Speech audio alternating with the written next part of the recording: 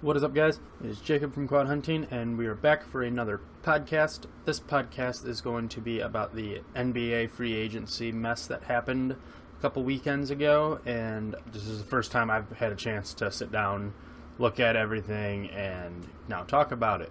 So, first off, we're going to start off talking about the Pistons moves, because I'm a Pistons fan, and then we're going to then talk about the notable NBA moves that have happened throughout the off-season so far. I know a lot of people don't like the amount of money that gets thrown around during free agency of any sport and the contracts that athletes sign. Players are signed to contracts to which teams view them their worth, the player's worth. So a lot of these contracts are insane.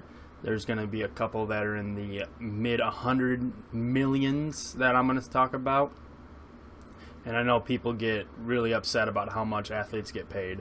If you're really upset about how much athletes get paid, stop going to games, don't buy the merchandise, don't watch them on TV, don't do anything that supports the team, because that goes to paying these contracts. So the only way these contracts will go down is if people stop showing support, which will never happen. The sports are way too profitable for that to ever happen. So, that out of the way, talk about the Pistons moves. First big signing that came out of the Pistons didn't have any really big signings. They had good signings, but not real big signings. They picked up a backup point guard, a backup power forward, a third-string center, and then they re-signed their best player. So, re-signing the best player is probably the best thing that happened this offseason, which is when they re-signed Andre Drummond for a 5-year, $130 million contract. A lot of people got a little upset about that. Drummond's worth it, no doubt, in my mind. Drummond is worth the money. You don't just find an Andre Drummond anywhere. A lot of people don't like it because of his free throw shooting. In my eyes, that's something you can work on. His natural ability to grab rebounds and his athleticism, and you can't teach that kind of stuff. I'm willing to pay a guy that puts up 16 points a game and 16 rebounds or something along those lines, and has worse free throw shooting. I'm not going to say a little worse. It's bad. But free throw is a technical thing. It's a mind thing. Maybe he can work that out. He's worth the $130 million he just got. So, next best signing I liked was the Ish Smith signing, the backup point guard. A lot of people kind of went back and forth on this one also, because he is not known as a good shooter. His averages, I don't have them up right now. I can probably get them. He signed when you look at the contract is awesome, because he signed a 3-year, $18 million contract, which sounds a lot for a backup point guard. But when you look at it, it's $6 million a year.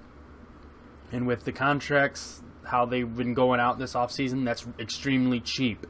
You had guys like, people were looking at a guy like Jeremy Lin, who ended up going to the Nets he got a 3-year, $36 million deal at $12 million a year. Is he a better player than Ish Smith? That's debatable, but $6 million a year better. Dellavedova, another guy Pistons fans wanted, got a 4-year, $38.4 million contract. It comes out to $9.8 million a year with the Milwaukee Bucks.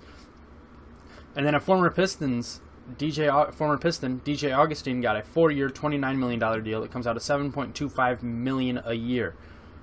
We got a steal with Ish Smith's contract. I mean, I'm not even gonna say anything else, because that was a huge steal. Now, so we're going to Ish Smith's shooting. Last season, he shot 41% from the field with 32.9% from the three-point range, which is not great, but he's a backup point guard. Hopefully he won't have to be playing hero ball. He'll be able to spell Reggie Jackson for a little bit, which is great. It's a lot better than Steve Blake and Dinwiddie, whoever the other guy was last year. So I think it's a good signing, a good reliable backup point to give Reggie Jackson some time on the bench. They also signed power forward John Lure, who got a 4-year, $42 million contract. It comes out to $10.5 million a year. A little more on this one because I'm not sure. I've not really seen him play much. Sounds like a lot, but you look at the guy he's replacing, Anthony Tolliver, just signed a 2-year, $16 million contract with the Kings, and he was pretty wishy-washy as well. So you get a younger version of pretty much Tolliver, a stretch 4 who can hit the three-pointer. I guess it comes out to being a pretty decent deal. And then the one that a lot of Pistons fans got really excited about was signing 7'3" Boban Marjanovic. I'm going to call him Big Bob because he's huge. Signed a 3-year, $21 million deal to be basically our third-string center for this season. Now, Aaron Baines' contract comes up at the end of next season, and it is going to be... He is viewed as a guy who could potentially be a starter on another team, so it is a huge deal. He's going to get a lot of money, and the Pistons probably won't be able to match it to keep him as a backup. He'll probably end up being a starter. Now, so basically, Boban is going to move up to being our backup center starting next season, and at $7 million a year for a backup center, that's pretty cheap when you look at some of the deals that guys got around the league. You look at Mozgov, who's he's not more of an all-right player, but injury-related. He's got a lot of injury-related things happen last year, and he got a 4-year, $64 million deal with the Lakers to be their starter. I know starter, backup, it's not the same, but I'd rather have a guy like Boban, as cheap as he is, with a little bit more potential, a guy that's been under the Popovich system and got the Tim Duncan leadership going. So I'd rather have him than a expensive guy like Mozgov. So those are the big Pistons moves. You have the starters would probably end up being Reggie Jackson, Kentavious Caldwell-Pope, Marcus Morris, Tobias Harris, and Andre Drummond, which is your same starting 5 from last year. Hopefully their experience together builds on. There's one of the few teams in the East that actually bringing back the same starting 5 next year, and the Pistons are one of them. So that's always a good thing for continuality and getting more comfortable with the people you're playing with. Then the rest of your bench, you're looking at backup point guards Ish Smith and a third stringer right now in Lorenzo Brown at point. I won't pretend to know enough about Lorenzo Brown.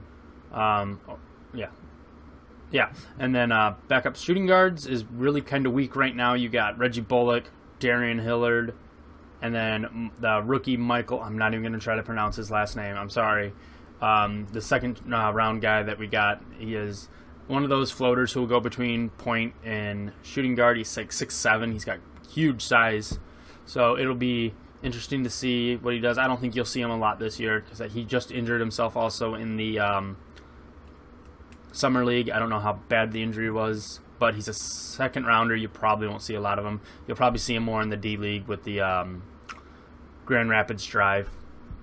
For your shooting guard or small forwards, you have, like I said, Marcus Morris, and you have Stanley Johnson backing him up. I'm going to go on record right now to say Stanley Johnson is starting by the end of the season at small forward.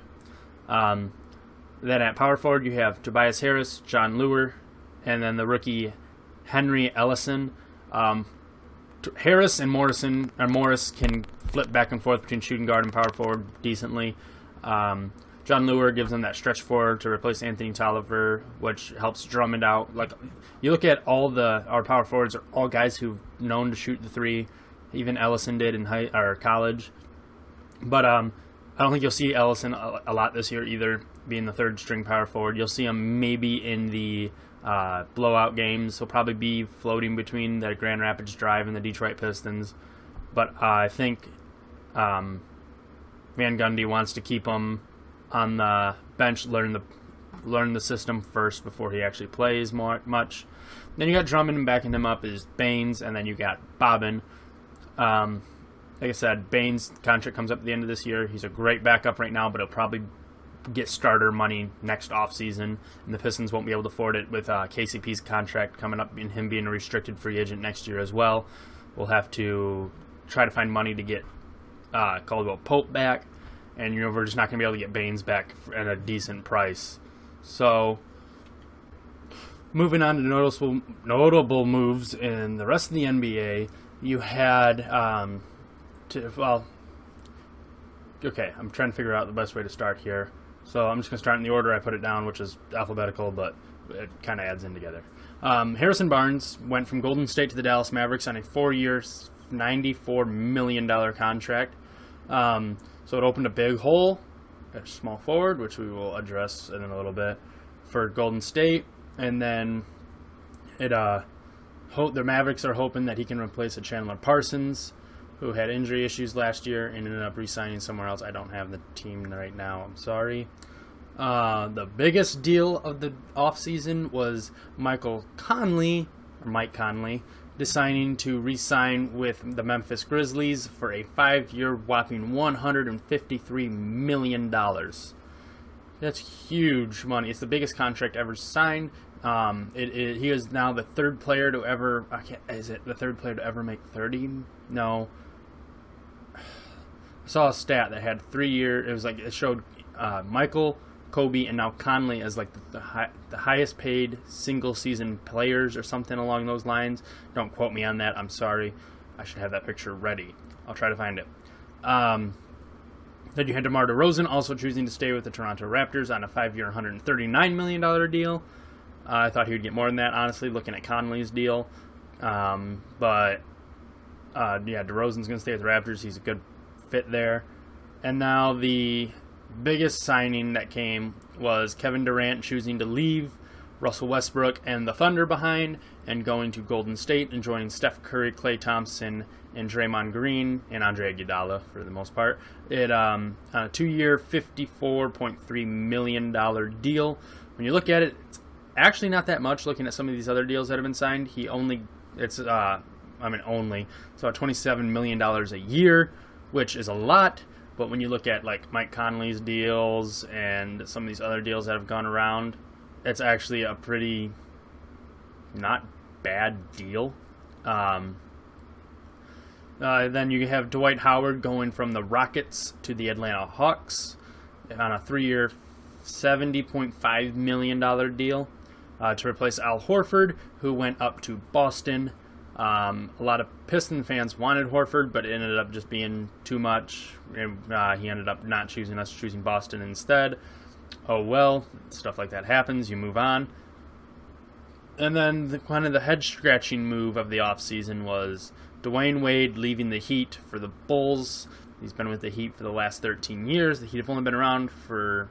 I can't remember how many years they've been around, but he's been around for a lot of it, bringing them multiple championships, and has decided to go back to the Bulls after being offended by the Heat at their offer on a 2-year, $47 million deal. It's another big deal for an old guy going to the Bulls, who also now have Rajon Rondo and Jimmy Butler. Now have Dwayne Wade. So you have 3 guys who need the ball in their hands to be productive for the most part, and there's not enough balls at the court at one time. There's 1 ball, but now you got 3 guys who need the ball in their hands for their style of offense to work. It'll be interesting to see how it works. None of those guys are real big defensive guys. I mean, Jimmy Butler is better, but like Rajon Rondo hasn't played defense in years. D Wade, his legs won't hold up hardly anymore. And now you also have an issue with Rondo and Wade. They can't shoot the 3. Wade's 3-point percentage his whole career is 28%. He's a driving to the basket guy. Rondo's not going to be taking 3s. He's the guy who only drives to the basket and passes it off at the last second, even when he has a clear lane. So now you have no 3-point shooting. Jimmy Butler can kind of provide it, but not great. Their power forward is going to be their best shot at getting 3s up. It's Merrick or something. I can't remember his name, but he's going to be their best 3-point shooter, and that's your power forward. They're not supposed to be your best 3-point shooters. So the Bulls are kind of made head-scratching moves because of you don't know what kind of offense they're going to run. But in regards to Wade and Durant, a lot of people got upset about them leaving. Like, there's no loyalty in this NBA anymore. They're the same people that had the problem with LeBron going from Cleveland to Miami back to Cleveland, chasing a ring. This isn't the 90s anymore. I mean, you're not going to have players staying on their teams the whole time.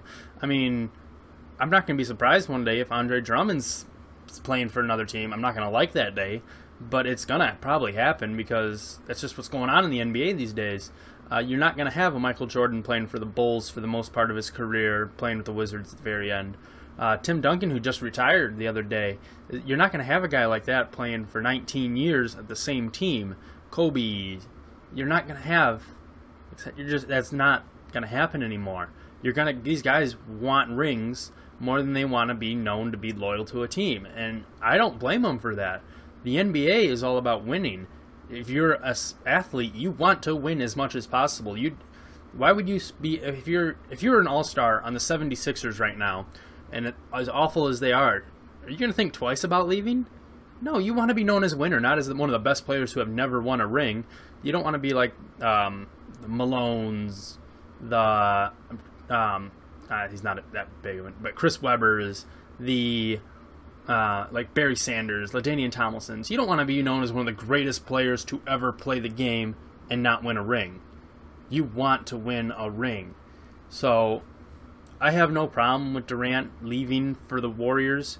That makes a scary team, and whoever tries to play as them and my Xbox on the Xbox One in 2K17, I will kick you out of my house. That's not fair. And Dwayne Wade, he's going home. He grew up in Chicago. I can see why he'd want to go back. I don't understand why Chicago would be like, oh yeah, come on, Wade, besides maybe jersey sales and publicity, because he's not going to provide all that much. Like I said, with the system, you got to figure out a system to run three guys who all need the ball in their hands to be successful can run. And then the Knicks also got a couple. They made some moves. I'm not going to call them big moves, but they got D Rose, which is questionable because of the injuries the last couple of years. Maybe he can be a little bit like his former self. I mean, he wasn't awful last year, but I don't know why Knicks fans are getting crazy about Derrick Rose coming to play for them. They also signed Brandon Jennings, former Piston, got traded to the Magic this season. I don't know. People want to say the Knicks are going to be better. The Bucks, I think, will be better. You look at the Eastern Conference now. I think the Pistons have moved themselves into a 4 to 6 seed, definitely. I don't think there's. The Cavaliers. I put Boston up there. The Raptors. But behind all that, the Heat got worse. The Hornets lost most of their bench. The Pacers made questionable moves as well. A lot of people aren't understanding their moves they made. So you have the Wizards again. They banked on getting Kevin Durant, and they didn't end up getting him. So now they've got this big hole with John Wall and an often injured Bradley Beal. So what are they going to do? The Pistons made smart, under-the-radar moves to move up in the East. They kept the starting five together, which is always good, like I said earlier. Now you bring in good backup players like John Lure, Ish Smith, and then you get in Bobbin, who's going to be a good bench player hopefully next year. You might not see a lot of him this year. Along with the draft picks, they made an Ellison and Michael G. I'm going to call him Michael G because that last name is wow. They made good moves to make their bench stronger, which is what they needed. Steve Blake's not playing point guard anymore, thank God. But the Pistons definitely made moves to get up to the 4th seed. I know I'm saying that a lot, but I honestly believe it. I definitely think they're one of the bigger improving teams during this offseason for sure. Now we hit the dry zone, which nothing happens until not free agency, that just happened. I'm just talking about that right now. Preseason, but so you move on from there. You have really nothing going on in the NBA until the opening tip-off in October. So I'm excited for the Pistons season this year. The moves they made look good. It's not like signing Josh Smiths. Any more Josh Smiths? Yeah. Or Charlie Villanuevas or Ben Gordons. Stan Van Gundy has proven to be very smart when giving out these contracts and making these trades. I'm in love with this team right now. I think there's a shot they make it out of the first round of the playoffs next year for sure. So, yeah, I kind of went all over the place there, but that is this episode of the podcast in the NBA free agency. Yeah, like I said, I was all over the place. So yeah, we're gonna end it there, and we will see you guys all next time.